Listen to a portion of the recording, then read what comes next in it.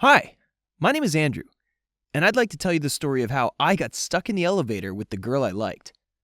Her name is Alison, and I never imagined that I'd get to spend so much time with her with no one else around. It was both a blessing and a curse, I can tell you as much. Alison was an incredibly beautiful girl. She had the prettiest blue eyes and dark short hair. She was also the smartest girl in my class. I was in awe of Alison, but was too shy to speak to her, so she didn't even know I existed. The perfect chance to finally change this fact came right after class had ended on a boring Friday afternoon. Most of the students had already left for the weekend, and I saw Alison getting on the elevator. She was probably going up to the library to return her books. I rushed forward, not even thinking twice about it. If I got in the elevator with her, maybe I'd finally get a chance to speak to her. I wanted to find out so much about Alison. What she liked, what she hated, what her favorite book was. I'd admired her from afar for so long, but didn't know almost anything about her personal life. I wanted to change this fact, and I wanted her to know more about me as well. I wished that maybe she might find me interesting, and perhaps, just perhaps, get the courage to actually ask her out on a date. I had daydreamed so often about this moment. There were so many jokes and cute remarks I'd pictured myself saying in every imaginary conversation. She laughed and smiled constantly. She was interested in me, at least in my head, but in the real world, Alison didn't even know my name. Perhaps this was my chance to finally change this fact. The problem was, I had rushed to get to the elevator before the door closed. I wish that she hadn't seen me running, because that would have been so lame. I actually placed my foot in between the doors to keep them from closing, and managed to get inside just in time. When I stepped inside, she gave me a sweet little smile, and then looked up ahead again. As I had imagined, the floor she had selected was the one leading up to the library. She was so responsible and well-read. I know that might not sound like an amazing trait to some people, but to me, it only made me fancy her more. Anyways, I kept trying to talk to her, and knew that the elevator trip would be super short, but every time I tried to open my mouth, I felt sick to my stomach. When I thought all hope was lost, something strange happened. The elevator suddenly rocked from side to side, and then came to a sudden halt. We almost fell to the ground, but I managed to hold her just before she tripped over. I ended up with my arms wrapped around her, leaning back against the lift's wall to regain my balance. She blushed and thanked me, standing back up. I felt awful about not having her in my arms any longer, but I couldn't let her know that, so I just smiled timidly and shrugged. We both tried to see what was wrong with the elevator, but it seemed just to be stuck. So we pressed the emergency button and decided it was best to wait for help to arrive. She gave me a few awkward looks, but we just stood there in perfect silence for the first few minutes or two.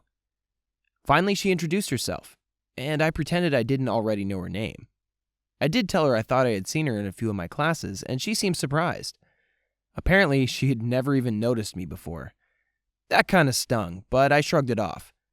The past didn't matter any longer, only the future.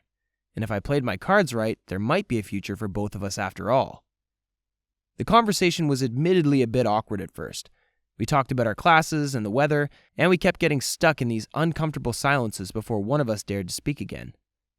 After a while, we tried pressing the button again and heard it ring. Surely someone would be there to help us out shortly, we figured out. After all, the bell was really loud. So we began talking more openly, and that made me feel better.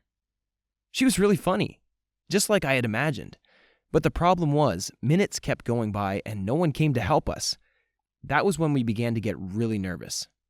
Alison and I decided to begin screaming for help and banging on the walls of the elevator. No one answered. I checked the time and realized that by that hour, every single student had left already, and probably most of the teachers. We were stuck in there, and might have to stay locked in an elevator all through the weekend. We immediately began freaking out for real. It took us some time to calm down. She was in tears, but I reminded her that our parents would get worried soon, so we might have to wait a few hours, but someone would eventually come to help us. Or so I hoped. She seemed to believe me and wiped off her tears. I mean, I know we both understood that even if our parents realized we were missing, they might not think to look for us at school. But it was a reassuring thought, and we both clung to it.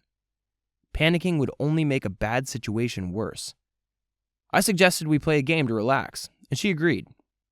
We both sat down on the floor and began asking questions to each other. The more we played, the bolder and sillier the questions got. I really learned a lot from Alison, and I told her a lot about myself. I'd never felt closer to anyone in my life.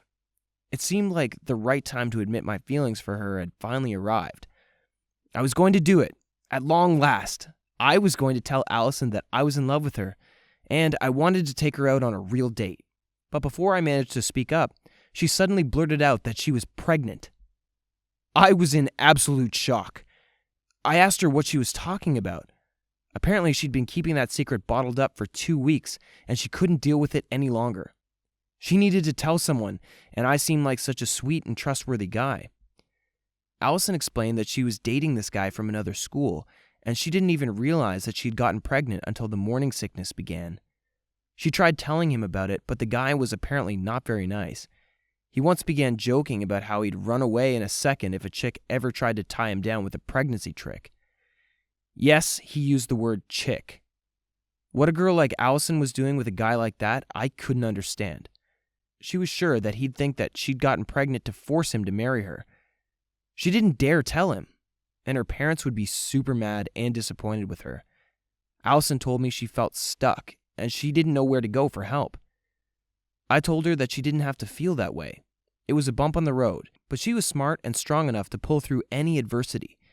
She was so thankful and called me sweet, giving me a peck on the cheek. It was the best and worst moment of my life.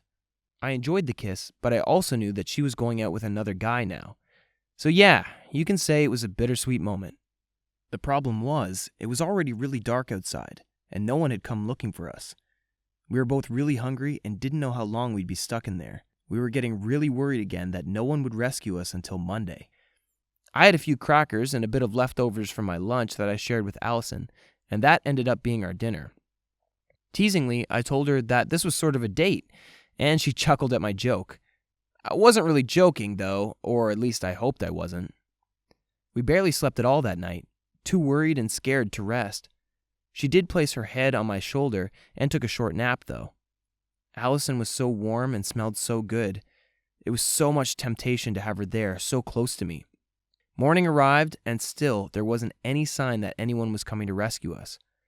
We were getting thirsty, and we shared the last drops of juice that she had in her bag. That was it. From then on, we didn't have anything else to drink or eat, and it was only Saturday. We were really starting to freak out, but I didn't want to let her know that I was scared. After all, she was pregnant, and stress wasn't good for the baby. I tried to distract her by telling her silly stories and talking about my life. I also asked her a lot of questions about her personal life, and little by little, I got her to calm down. It was such a relief. Seeing her doing better made me relax as well. We talked for hours and hours, and really enjoyed each other's company. Sure, the situation was horrible, but at least we had each other. By midday, I finally decided I had nothing to lose. I admitted my feelings for her, and told Alison that a guy like her boyfriend didn't deserve her.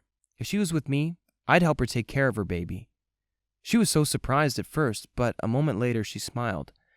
Alison told me that was the sweetest thing that anyone had ever said to her. And then, she kissed me. I couldn't believe what was happening. The kiss was everything I had imagined and more. It was truly a magical moment, and I forgot all about being trapped in that elevator. Suddenly, we heard noises coming from a floor down. Someone was screaming her name. We called back, relieved and surprised. It was the school's janitor, accompanied by the principal and Alison's parents. They knew their daughter would never disappear like that, and that she had been heading toward the library, so they contacted the school's headmaster. No one knew I was there, but I, later on, found out that my parents had gone to the police. The problem was they had no idea where to begin searching for me. We were freed half an hour later, and I had never felt more relieved. Alison hugged her parents, and then she blurted out that she was pregnant. They were so relieved that she was okay that they didn't really get mad at her, so getting stuck in an elevator might have been a blessing after all. The very next day, I got a text from Alison asking me to hang out. She had dumped her good-for-nothing boyfriend and wanted to know if I really meant what I said in the lift. I told her I did and officially asked her out on a date. That was 5 years ago. Now we're married, and I adopted Alison's daughter. She is the most amazing little girl in the world. Thank you for watching. Have you ever had a crush on someone who doesn't even know your name? Tell us about it in the comments. Don't forget to subscribe and check out the other videos on the channel.